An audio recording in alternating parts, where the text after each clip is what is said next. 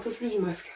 What's up YouTube? Depuis mon tout jeune âge, comme pour la plupart des gens de ma génération, j'ai été élevé avec la télévision, mais plus précisément avec le cinéma. En effet, ma mère m'a appris à gérer mon travail à la maison, tandis que mon père m'a cultivé avec tout un tas de films classiques. Du coup, je me sens différent, tu vois, je suis le seul de mes potes à être autant intéressé par la filmographie. On va dire que j'ai atteint un tel palier en matière de cinéma qu'aujourd'hui, quand je commence une série ou un film, j'accroche trop. Je suis le genre de mec à qui faut surtout pas conseiller une série. Je regarde l'épisode 1, je t'énerve en disant que c'est pas mon délire, que j'accroche pas trop. Épisode 3, j'ai déjà commandé toute la collection de figurines pop et dans ma tête, je deviens le héros. Par exemple, The Walking Dead, j'en avais vite fait entendu parler, mais j'étais pas hyper chaud. Et un jour, mon père m'a dit qu'il voulait bien commencer la série avec moi. Regarde où ça m'a amené, je me suis acheté le Perfecto de Negan pour le mettre au lycée. Mais mec, t'as vu ma dégaine, je ne flotte pas dedans, je coule carrément. Ceci dit là-dessus...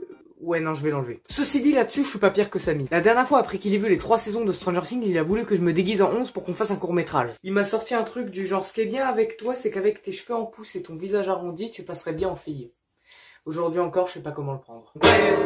Parlons peu, mais parlons bien. L'origine du cinéma en lui-même, elle est très simple. Vers la fin des années 1800, beaucoup de spectacles vivants avaient lieu et de là ont été créés les films. Au début, c'était très peu divertissant. En tout cas, pour nous, ça le serait. Mais pour l'époque, c'était déjà dingue. Le premier film qui a été diffusé au cinéma, c'était un film de 1 minute sur un train. Et ce petit film sans bande sonore, donc il y avait même pas de son, et bah même sans ça, il a servi à évanouir toutes les personnes qui se trouvaient dans la salle et a causé 2 décès. En fait, aujourd'hui, c'est un plan qu'on utilise beaucoup dans le cinéma quand il y a une voiture, un camion ou un train. C'est le plan où le véhicule passe au-dessus de la caméra. Et bah les gens dans la salle ont cru que le train arrivait vraiment en face d'eux. Il est mort de quoi? Accident de train. Accident de train? Ouais, apparemment il aurait vu un train arriver en face de lui dans une salle. Il a eu peur et il est mort. Ouais, moi je crois surtout qu'il était pas fâché avec le whisky, notre cher Georges.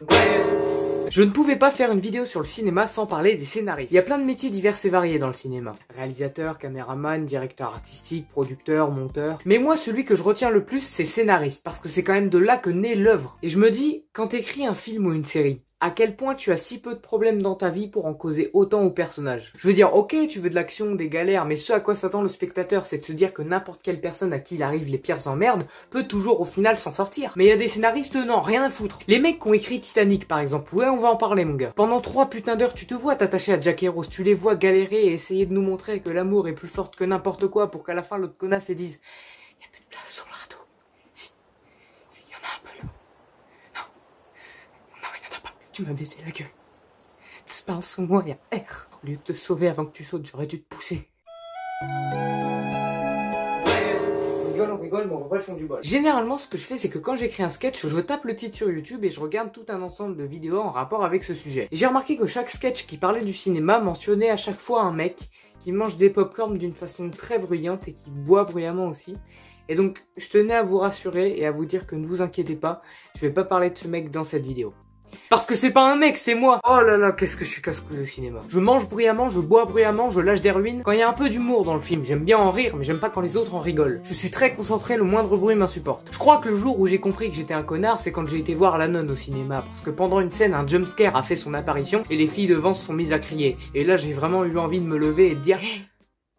Remarquez, il y a les pubs aussi. Les pubs, c'est un délire. T'as l'impression qu'elles-mêmes cumulées, elles sont plus longues que le film. Je te jure, c'est un délire. En plus, ça sert à rien. Je veux dire, personne les regarde, ces pubs. On s'en branle, tu perds 30 minutes pour qu'à la fin, t'aies juste retenu qu'il y a des mecs qui sont spécialisés dans la réparation d'aspirateurs. Mais je m'inspire ailleurs. Parfois, t'as 1 ou 2 pubs sur McDo. Du coup, t'as d'un seul coup captivé l'attention de la moitié des crevards de la salle, qui sont généralement les mêmes qui graillent leur popcorn comme s'ils étaient en train d'éventrer un zombie dans Resident Evil. Et de temps en temps, il y a des pubs sur des bars. Le même. Ah là là. Sacré Georges.